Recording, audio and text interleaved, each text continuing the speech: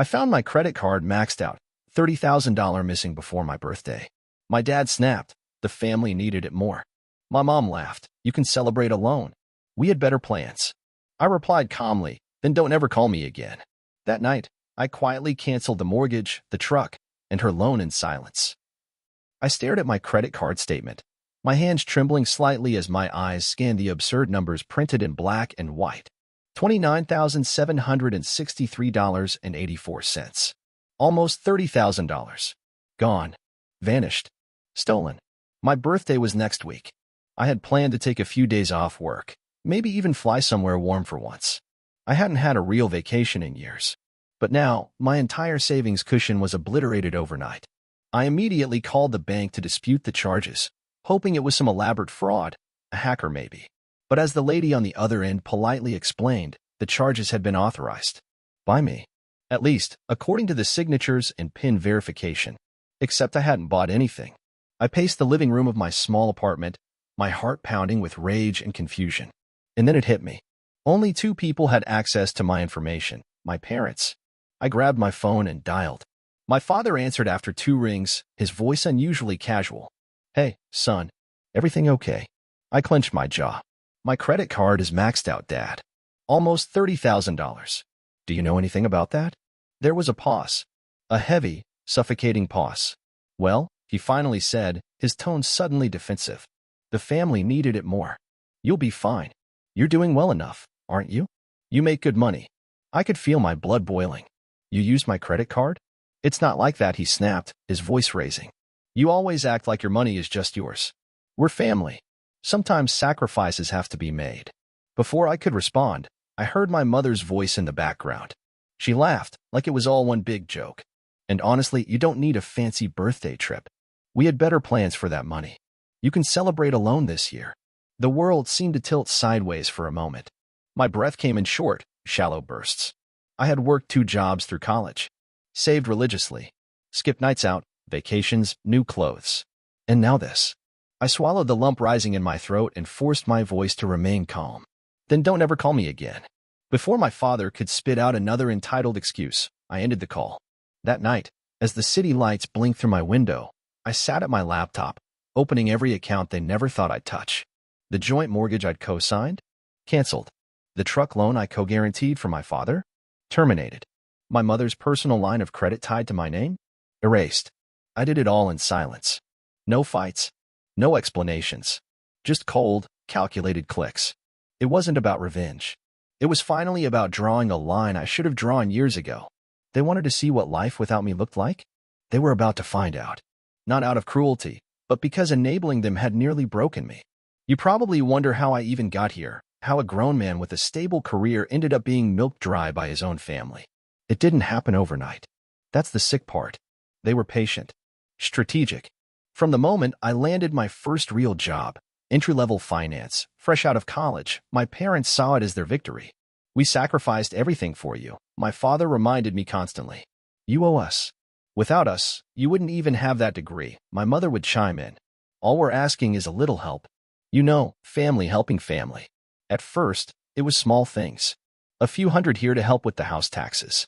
A few thousand there to cover my sister's unexpected dental surgery. Dad's old truck broke down, could I co-sign for a new one? Mom's credit card was maxed, just temporarily, of course. I told myself it was fine. Temporary. They raised me, after all. It's what good sons do, right? But temporary became permanent. Before long, my father outright expected me to cover their mortgage shortfalls. My mother stopped even pretending she'd pay me back. My younger sister Madison, the golden child, quit her job entirely to find herself and pursue creative passions, while I quietly picked up her student loan payments to keep her credit from imploding. You make 6 figures, my mother once said, waving her hand like it was nothing. We're not asking for much. 6 figures, yes, but after taxes, rent, and their endless emergencies, my bank account looked like it belonged to a fast food cashier. I watched my friends buy homes, invest, travel. I stayed in my cramped apartment, eating takeout and pretending I was building a future while draining myself for theirs. Then came the worst of it.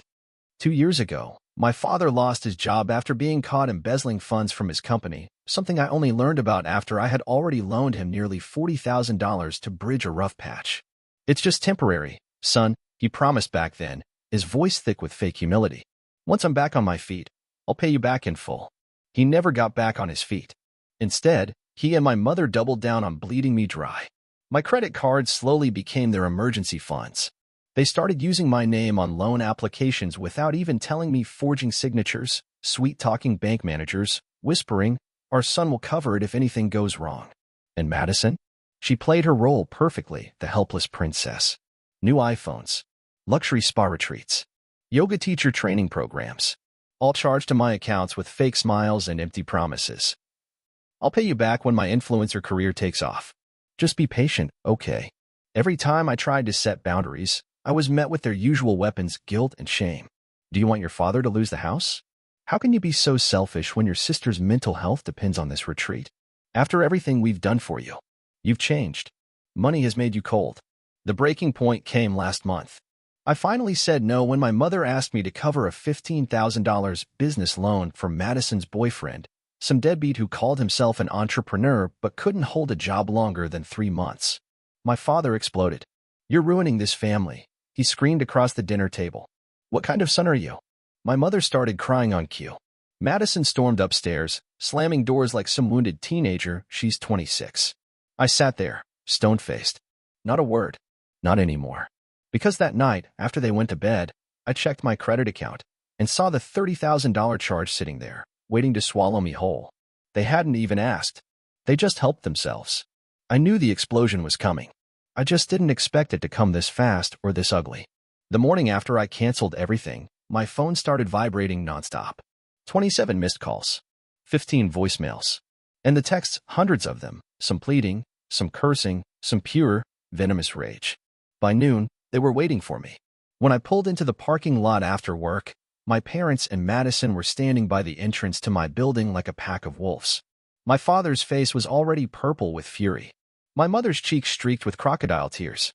Madison had her arms crossed, radiating pure entitlement. I barely had time to close my car door before my father stormed over, finger jabbing the air like a weapon. "What did you do?" he bellowed, spit flying. "You've destroyed us, you selfish fool." I didn't flinch. Not this time. "I protected myself," I said coldly. "Something none of you ever bothered to do for me." "The bank called this morning," he shouted.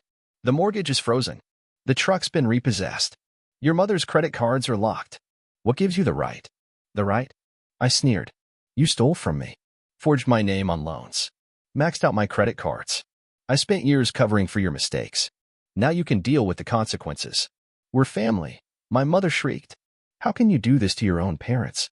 Her voice cracked like glass, but her eyes were still cold and manipulative, the same eyes that had guilt-tripped me my entire life. "Family doesn't steal," I snapped. "Family doesn't lie. Family doesn't use me like an ATM machine." Madison finally jumped in, her voice dripping with condescension. "Oh, please," she scoffed. "You're being so dramatic. You make good money. You weren't even using most of that credit. We just needed a little help." $30,000 isn't a little help," I roared, my voice echoing off the building. "You drained my savings. You destroyed my credit. You took my future and handed it to yourselves like I owed you my entire life." I wasn't angry, I was exhausted. And I finally said it out loud. Madison rolled her eyes like a spoiled teenager denied a toy. "God, you act like you're some saint. You wouldn't even have that job if Dad hadn't pushed you. We gave you everything." "No," I growled. "You took everything. And I let you. But not anymore." My father took a step closer, his face inches from mine now, his voice dropping into a low, dangerous growl. "You think you're better than us now? You think you're too good for your family? You're nothing without us. You'll regret this." "No," I said calmly. "The only thing I regret is not cutting you off sooner." His face contorted, veins bulging at his temples. "You owe us. We gave you life. And you spend it like it was your bank account." I shot back. "I worked 2 jobs through college while Madison took spot trips. I lived in a shoebox while you bought Dad his 3rd truck. Every time I got ahead, you found new ways to pull me back down. Enough." My mother's voice was suddenly shrill, hysterical. "We're your parents. You're supposed to take care of us." "I'm not your retirement plan," I said, my voice cold as steel. "I'm not your bailout. I'm not your slave." The neighbors were starting to gather now, heads peeking from windows, doors slightly ajar, curious faces watching the family meltdown unfold in broad daylight.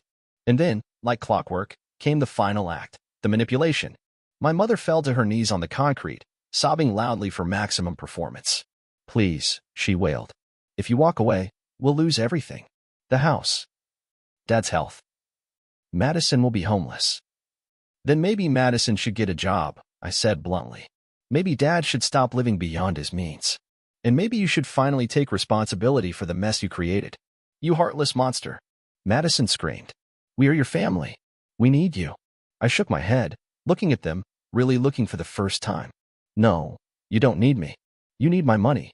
You need my credit. You need someone to clean up after your endless failures. But you never needed me. You never even saw me as a person, only as a wallet." My father lunged forward, his voice cracking under the weight of his fury. "We made you." "No," I said softly. "You broke me. But I finally put myself back together. Without you." And then I delivered the final blow. "Don't ever call me again. Don't knock on my door. Don't text me. Don't pretend we're family. Because as far as I'm concerned, you never were." The silence after those words was deafening. For a moment, all three of them just stood there, blinking, like I'd spoken in a foreign language they couldn't comprehend. And then I turned, walked past them, and entered my building, leaving them standing in the parking lot, humiliated, powerless, and finally cut off. That night, for the first time in years, I slept without nightmares. I was free. I thought the storm had peaked that day in the parking lot. I was wrong. That was just the beginning. Once I cut them off financially, their entire house of cards collapsed almost overnight. Within 4 days, the mortgage company froze my parents' loan after my name was pulled from the paperwork. The payments they hadn't been making for months finally triggered full default. By the end of the week, they received an official foreclosure notice. My childhood home, the one they weaponized for years as a symbol of family sacrifice, was scheduled for auction in less than 60 days. I didn't even have to lift a finger. The system took care of it for me. The truck my father adored, that $70,000 oversized beast he couldn't live without, disappeared at dawn one morning. The tow truck came quietly. The repo guy barely looked him in the eye while my father raged barefoot on the driveway in his stained bathrobe. "You can't take my truck," my father screamed as if his shouting would erase the debt. But there was nothing left to save him. By week 2, my mother's phone calls had shifted from rage to hysteria. "We're going to lose everything," she sobbed on voicemail after I stopped answering her desperate calls. "Your father's blood pressure is through the roof. Your sister has nowhere to go. What kind of son lets this happen?" I deleted every message without listening past the first sentence. Then Madison showed up. I knew she would. She looked different, thinner, paler, the designer bags under her eyes matching the fake designer purse swinging uselessly off her arm. Gone was the smug entitlement. Now, there was only desperation. "Please," she begged, standing at my front door, mascara running down her cheeks like smeared war paint. "You can't just abandon us. You know how bad it's gotten." I didn't say a word. "You know I was just following Mom and Dad," she sobbed. "I didn't mean for things to go this far. But I'm your sister. Please, just for a little while." I looked at her for several long seconds. And for the first time in my life, I felt absolutely nothing. No pity. No guilt. No sense of obligation. "I'm done, Madison," I said flatly. "Go home. If you still have one." "You can't be serious," she whispered, her voice breaking. "You're my brother." "No," I said, my voice cold as iron. "I was your bank. And I'm closed." Security removed her 15 minutes later.